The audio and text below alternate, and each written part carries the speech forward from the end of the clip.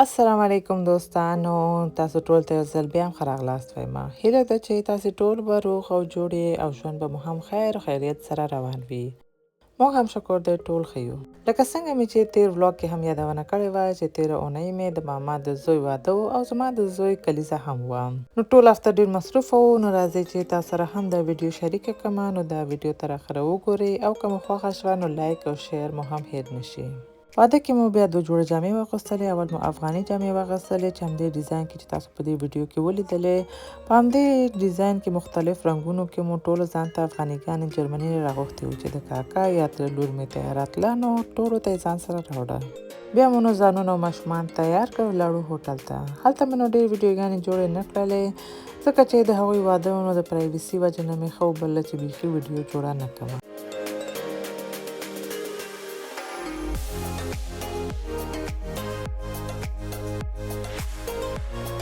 تقریبا د شپې 3 بجې وې چې مونږ کور ته راغلو او ویده شو او ډایرکټ په سبا یې بیا زما د مشر زوی سالګرا و. هغه خپل د مکتب یو څو ملګري او یو څو نور دوستان را دعوت کړي او غوښتل یې چې دا سالګرا یوازې خپل ملګرو سره تیر کړي، یو ځای لمبا ته لاړ شي. د ده سالګرې دپاره مې چې هر څه په کار و هغه مې واده نه مخکې تیار اماده کړو، کور کې ایښي وو.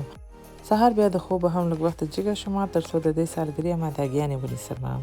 نو اول مې د هغه ملګرو دپاره ګوډي بیګ جوړ کړل چې هر یو ته مې د خوږو یو ډالۍ جوړه کړله او نومونه مو هم ورته تیار پرې ولیکل. زوی مې هم ځان سره مصروف که ما ډالۍ جوړولې، هغه بیا نومونه لیکل او پرې نښلول.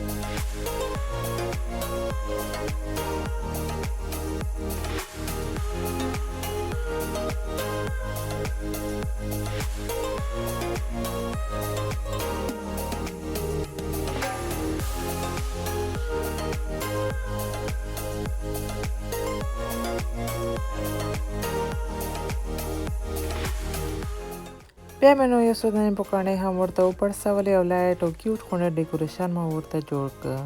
ډېر رش مو جوړ نه کړ، فقط ساده یو څو شیان مې جوړ کړ. میز مې هم تیار اماده کړ او یو څه ناسته چې مخکې نه جوړېده هغه مې هم تیار جوړ کړ او کېښوده پرې. ورپسې نه بیا ما پخلي ته شروع وکړه او ژوند ملګری مې ماشومانو سره لاړو لمبا ته. خوړو کې مې غوښتل چې هغه شیان جوړ کړم چې د دوی ډېر خوښېږي، لکه 2 ډول پاستا، پیزا، ریپ او د وریژې غوښې. دا زما ماشومان په شوق نه خوري او ډېر یې نه خوښېږي، نو بیخي مې ورته جوړ نه کړم.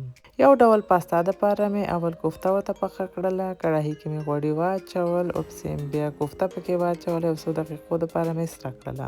بیا مې پکې قوطي والا رومیان هم واچول، یو څو دقیقو دپاره مې نور هم سره کړل چې دا رومیان حل شي. بیا مې هوږه هم واچوله، مسالې مې هم واچولې لکه مالګه، اورېګانو، ایټالیایي مساله او دا مې هم ورسره ښه میکس کړې. یوې پیالې په اندازه اوبه مې پکې واچوه او پرې مې ښوده چې لږ نرم شي. بیخي ډېر نرمولو ته هم اړتیا نه وي ځکه چې وروسته بیا دا داش کې پخېږي، نو تقریبا 15 دقیقې بیخي کافي وي.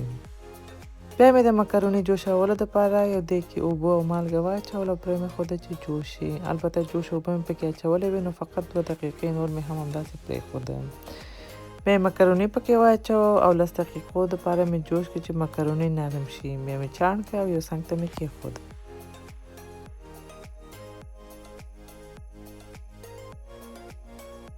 تر څو چې مکروني جوشېده نو ما زر ماشومانو ته د تازه میوې یو لوښی هم تیار کړ.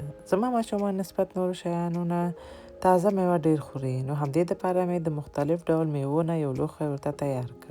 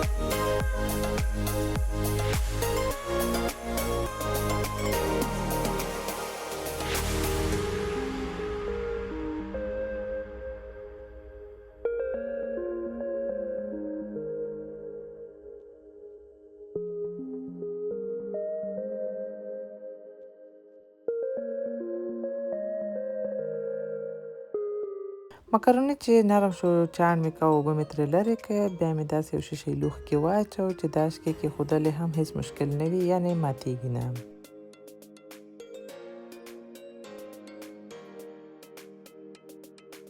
بیا مې د کوفتې قورمه هم مکمله پرې واچوله، ورپسې مې بیا ښه ډېر پنیر هم پرې واچو، دا مې بیا څنګ ته کېښوده چې وروسته یې بیا دا شکې 15 دقیقو دپاره پخه کړمه.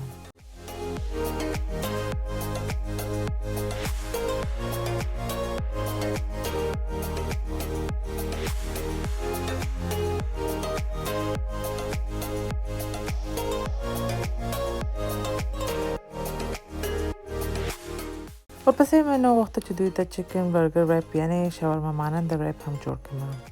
لکه تل اول مې چپس په غوړیو کې سره کړل، ځکه چې وروسته بیا د غوړیو رنګ او خوند بدلیږي، نو زه همیشه چپس اول سره کوم. بیا مې نو د چرګ برګر هم غوړیو کې سره کړل. برګر مې هم تیار ترکي دکان نه اخیستی و، هماغه مې بیا زر غوړیو کې سره کړل.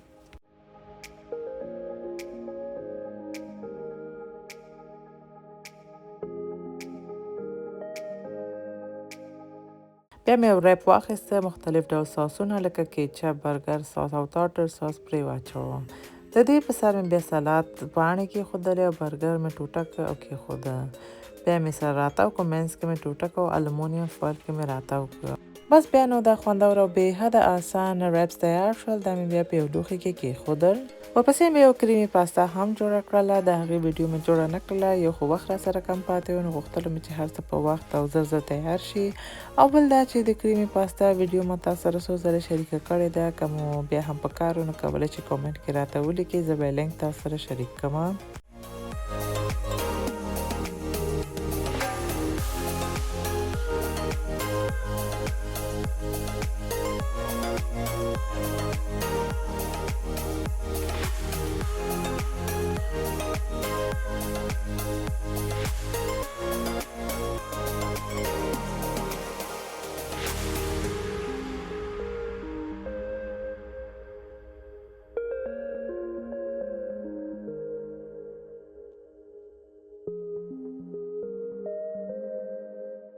بیا مې ماشومان د پاره څښاک هم تیار جوړ کړل او دغسې ګیلاسونه مې تیار ورته ډک کړل. په دا ورځ هوا هم ګرمه وه، نو لږ یخ یا واوره مې هم پکې تیاره واچوله او هر څه مې تیار د دوی راتګ پورې میز باندې اماده کېښودل. ځکه چې ماشومان چې له امبانه راتلل نو ډېر به ستړي هم او وږي هم ول، نو همدې دپاره مې زر هر څه خلاص کړه تر څو دوی راځي هر څه باید تیار او اماده وي. بیا نو د دوی د راتګ وخت شو، نو ژوند ملګري ته مې زنګ ووهه، وویل چې 2 دانې پیزاګانې هم ځان سره راوړي. همدا هغه شیان دي چې ماشومان ډېر په شوق خوري او خوښیږي هم. نو زوی مې هم ډېر خوشحاله و، وایي چې دا یې ټول نه ښه کلیزه وه او ملګرو سره یې ډېر ساعت تېر شو. دا ځل دا سالګرې پارټي ما ته هم ډېره راحته غونډې وه، ځکه چې ډېر پخول او جوړول پکې نو یو څه مې خپله جوړ کړل، یو څه مې بازار نه اخیستي وو او خوشحاله دې ته یم چې د زوی مې هم ښه ساعت تېر شو او ټول هغه کارونه چې غوښتل هماغه یې وکړل. د سالګرې کیک مې هم ورته تیار بازار نه راغوښتی و، ځکه چې یوه ورځ مخکې واده و، هغې نه مخکې نو د واده تیاریانې یو نیم شی اخیستلو کې تېر شو، نو ما ونه کولی شو چې خپله ورته کیک جوړ کړم. نو همدې دپاره مې بیا بازار نه واخیست او دا هم ډېر ښه خوندور کیک و. ماشومانو چې ډوډۍ وخوړه نو بعد له ډوډۍ نه مو بیا کیک هم مات کړه او د هلکانو ټول ښه ساعت تېر شو. بیا نو آهسته آهسته ټول لاړل خپل کورونو ته. همدې سره نو دا ولاګ هم پای ته ورسېده. هیله ده چې د دې لیدلو نه مو خوند اخیستی وي او تر اخره مو لیدلی وي. تر بل ولاګه پورې ښه وخت ولرئ. الله پامان.